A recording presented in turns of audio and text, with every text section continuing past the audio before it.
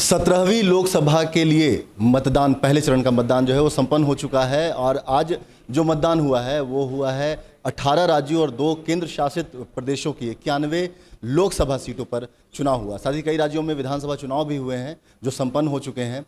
बिहार की अगर बात करें तो बिहार में 4 लोकसभा क्षेत्रों में चुनाव हुआ संपन्न, नवादा, जमुई, गया और औरंगाबाद, इन सब पर मतदान संपन्न हो चुका है पहले चरण का। और अगर बात की जाए कुल वोटिंग परसेंटेज की तो वो है 53.2 के आसपास।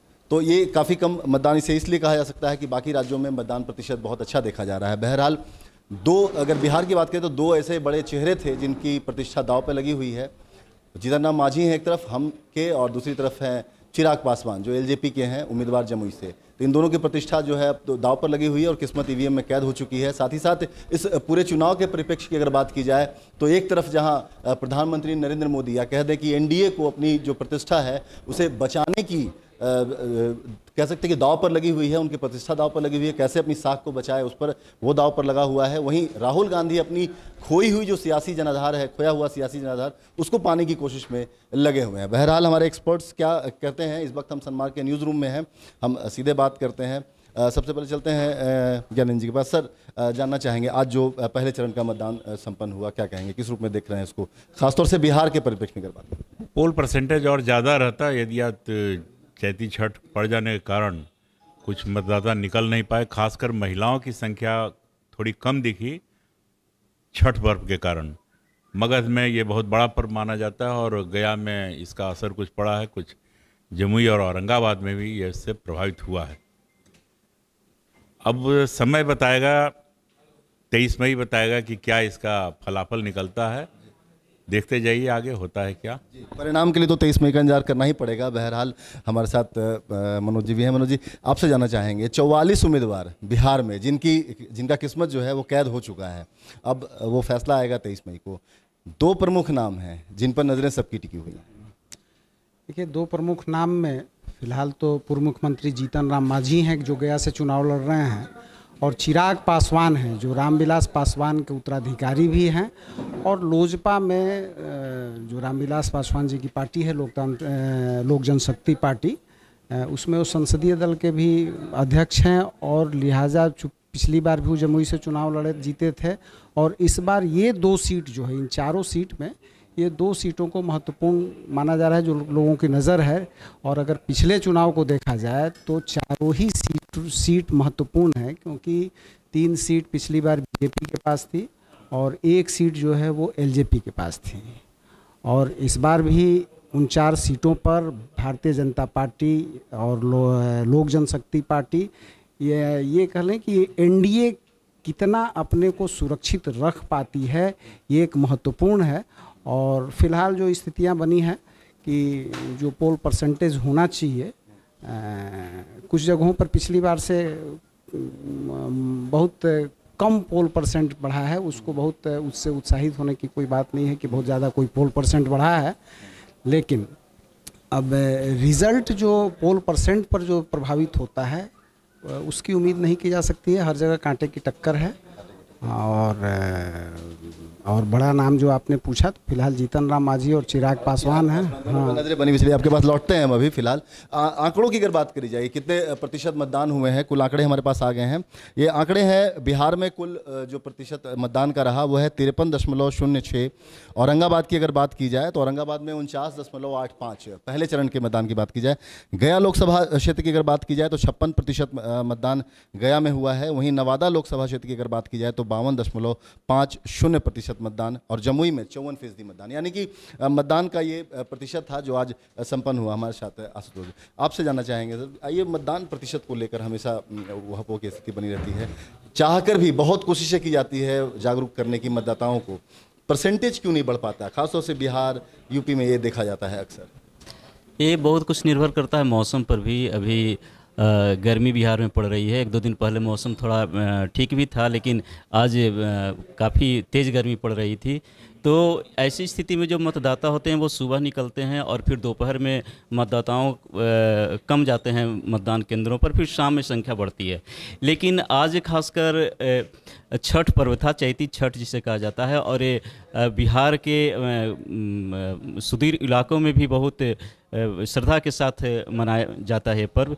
तो ऐसे में शाम में जो आज शाम का जो अर्घ था, तो बहुत सारी महिलाएं या जिनके घर में जो छठ व्रत होता है तो वो घाट पर चले गए होंगे। तो शाम में भी यही वजह रही कि जितने मतलब उम्मीद की जाती थी कि मतदाता शाम में निकलेंगे अपने घरों से वोट देने के लिए, तो उतना नहीं दिखा गया जो अपेक्षा की जाती थी। और दूसरी बात ये है कि हालांकि चुनाव आयोग ने मतदान का जो ये है प्रतिशत है बढ़ाने के लिए बहुत सारे उपक्रम भी किए, बहुत सारे जागरूकता अभियान भी चलाया गया। और ख़ास करके एक जो नई जो वैकल्पिक व्यवस्था दी गई है ईवीएम में नोटा की, तो नोटा का मतलब यही होता है कि आप नहीं भी किसी को पसंद करते हैं तो कम से कम मतदान केंद्र पर जाएं और अपना वोट करें। तो इससे भी ऐसा माना जाता है कि जो मतदान की जो प्रतिशत है उसमें इजाफा हुआ है। तो इन तमाम बातों के बाद भी ये कहा जा सकता है कि मौसम का बहुत प्रभाव पड़ता है, और एक बड़ा प्रभाव ये भी पड़ता है कि जो स्थानीय अगर कोई पर्व वगैरह है तो उससे भी मतदान का प्रतिशत प्रभावित होता है। खासतौर से छठ जैसा पर्व जो काफ़ी आस्था का पर्व है, लोक आस्था का पर्व कहा जाता है इसके। चलिए हम आपसे जानना चाहेंगे, आपसे पूछना चाहेंगे, सब मतदान के प्रतिशत की बात हो गई है, लेकिन सबसे महत्वपूर्ण बात है कि जो दांव पर लगी है, चलिए महागठबंधन और आज दो प्रत्याशी प्रमुख रूप से रहे, जीतन राम मांझी और चिराग पासवान, लेकिन उससे भी महत्वपूर्ण चीज़ है कि महागठबंधन और एनडीए के लिहाज से अगर देखा जाए तो ये कितना महत्वपूर्ण मानते हैं इस चुनाव को, पहले चरण के चुनाव तो ऐसे ही अपने आप में महत्वपूर्ण है, और सियासी दिग्गजों की प्रतिष्ठा वो विपक्ष में रहे, सत्ता पक्ष के रहे और विपक्ष के रहे, लेकिन उनकी प्रतिष्ठा उससे जुड़ी हुई रहती है, उनकी शोहरत शहरत और नाम उससे जुड़ा रहता है। इस लिहाज से चुनाव और मुकाबला है, चुनाव काफ़ी महत्वपूर्ण है। जो पहले से सांसद चिराग पासवान है, उनको अपनी प्रतिष्ठापूर्ण सीट बचाने के लिए जद्दोजहद में जुटे हैं। तो उनके विरोध में जो उतरे हैं भूदेव चौधरी, वे भी कभी सांसद थे, इससे पूर्व सांसद थे, उनको हराया था उन्होंने। तो उनको भी है कि उस सीट को अपनी झोली में हम कैसे डालें, इसके लिए पूरी कोशिश से जुटे थे। अब तो चुनाव नतीजे ही बताएंगे क्या होगा। 23 मई को ही पता चल पाएगा। तो अब ये न्यूज़ रूम हमारा है, आप देख सकते हैं किस तरह लोग काम कर रहे हैं कि अब तक हर छोटी बड़ी जो खबरें हैं वो पहुँच सके। आपको लिए चलते हैं और एक और न्यूज़ रूम के ही दूसरे हिस्से में, और यहाँ हम चलते हैं और यहाँ हम बात करेंगे, इनसे जानना चाहेंगे। आज सर आपसे जानना चाहेंगे, आज जो चुनाव संपन्न हुआ, पहले चरण का चुनाव संपन्न हो गया, क्या कहेंगे, आपकी पहली प्रतिक्रिया? पहले मरहले में जो चुनाव हुआ है, इसमें जो अलग अलग जगहों पर जो जोश देखने में आया, उससे लगता है कि हमारे मुल्क का वोटर जाग चुका है। और वोटिंग परसेंटेज बहुत ज़्यादा तो नहीं है, लेकिन उन इलाकों में जहां नक्सली इलाका था वहां पर भी देखा गया कि काफ़ी जोश खरोश है और वोटिंग पड़े। इससे लगता है कि एक ऐसा मुस्बत पैगाम जाएगा और अच्छा पैगाम जाएगा। ख़ास तौर पर मैंने देखा कि नई नस्ल के यूथ जो हैं, जो युवा हैं, वो बहुत ही होशमंदी के साथ और बड़ी ही फ़िक्र के साथ आगे आए और उन्होंने वोट दिया। और पहली मर्तबा वोट करके उन्होंने कहा कि हमको अब इस मुल्क को संभालना है और इस मुल्क की बागडोर हमारे हाथ में आनी है। इसलिए ये यूथ भी काफ़ी जोश में थे। और कुल मिलाकर ये कहा जाएगा कि वोट परसेंटेज पहले मरहले में काफ़ी अच्छा रहा और ये शुभ संकेत है। ये शुभ संकेत है, लोकतंत्र के लिए शुभ संकेत है, और ये निश्चित तौर पे ये शुभ संकेत होना भी चाहिए, क्योंकि लोकतंत्र तभी मजबूत होगा जब आप वोट करेंगे, और वोट देना सबका अधिकार भी है। हम चलते हैं ज्ञानवर्धन जी के बाद एक बार फिर से आखिरी में, अब समअप करते हुए इसको एक आखिरी सवाल करेंगे ज्ञानवर्धन जी आपसे, कि जिस तरह से कई केंद्रीय मंत्रियों की भी प्रतिष्ठा दांव पर लगी थी, नितिन गडकरी थे, किरेन रिजिजू थे, और भी कई ऐसे बड़े चेहरे थे, महेश शर्मा हैं, और भी कई नेता ऐसे हैं जिनकी प्रतिष्ठा भी दांव पर, आज उनकी किस्मत भी ईवीएम पर कैद हो गई। ये राष्ट्रीय परिप्रेक्ष्य में मैं बात कर रहा हूँ। देखिए, दांव पर किसी नेता की प्रतिष्ठा नहीं लगी है, दांव पर है प्रधानमंत्री नरेंद्र मोदी की प्रतिष्ठा। और वोटर किसी प्रत्याशी को वोट नहीं दे रहा है, सबके नज़र के सामने है प्रधानमंत्री नरेंद्र मोदी। हम मोदी को वोट दे रहे हैं।